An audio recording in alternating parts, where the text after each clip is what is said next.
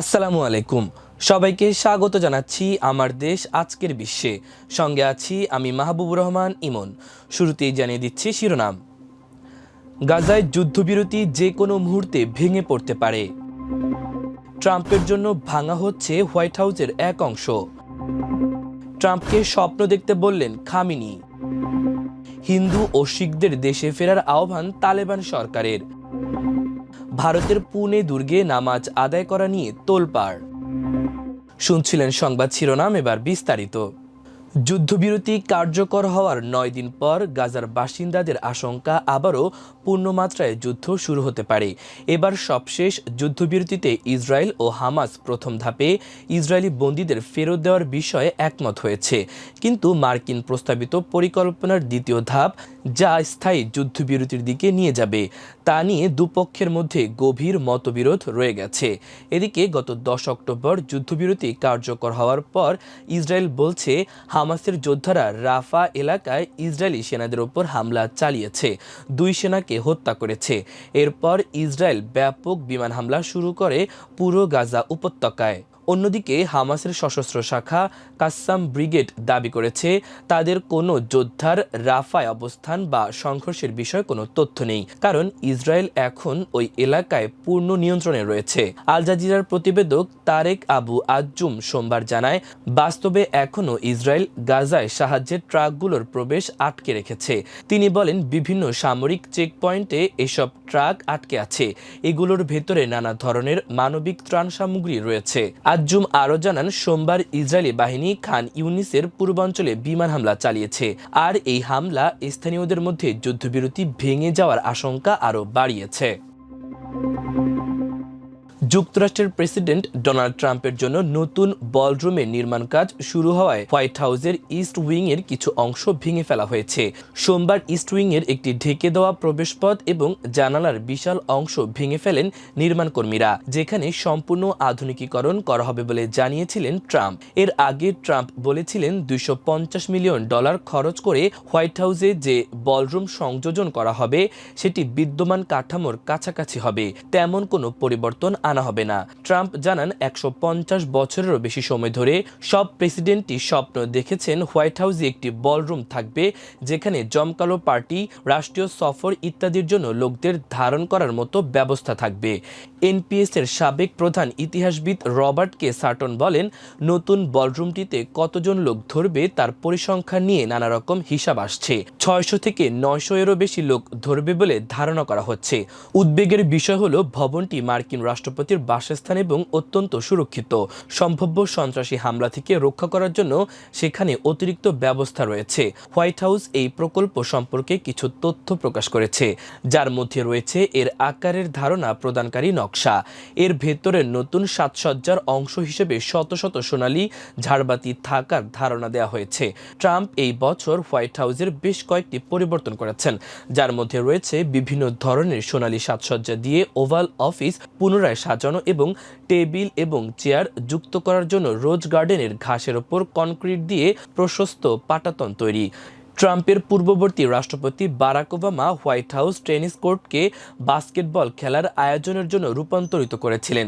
Richard নিক্সনের আমলে বানানো swimming পুলকে white house press রুমে রূপান্তরিত করা হয়েছিল।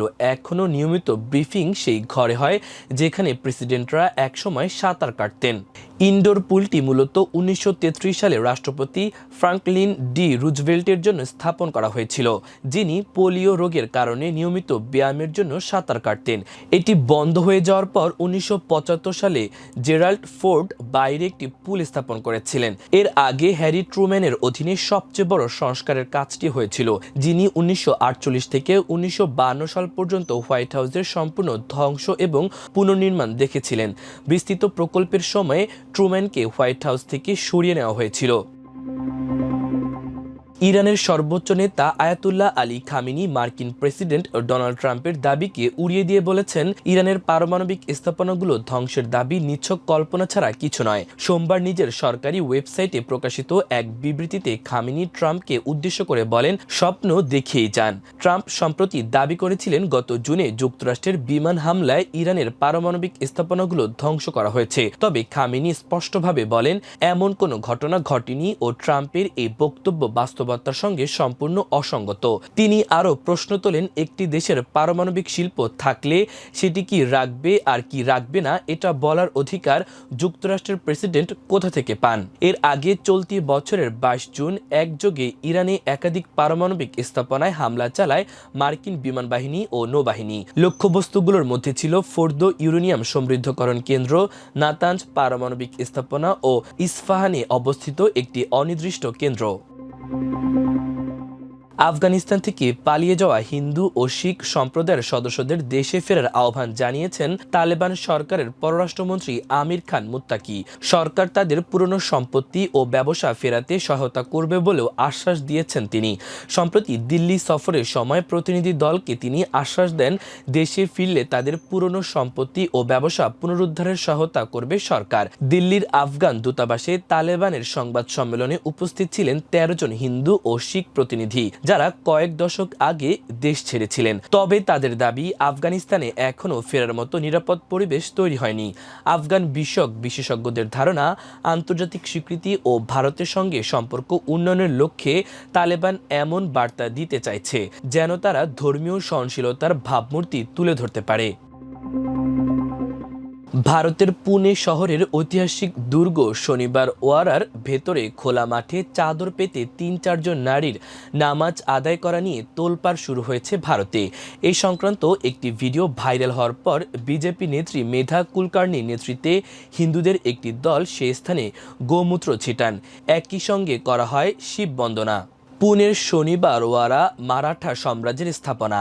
এটি পুনে দুর্গ নামেও পরিচিত।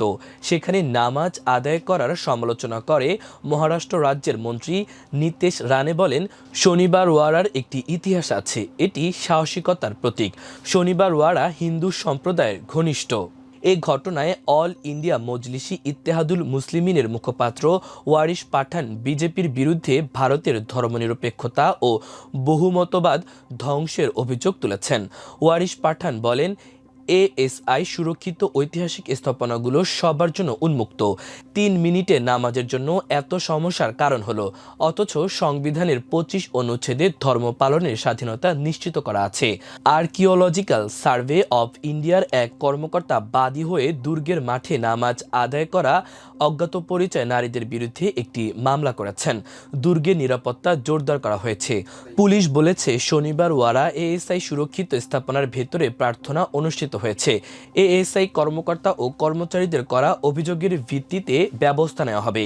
এটি একটি সুরক্ষিত স্থাপনা।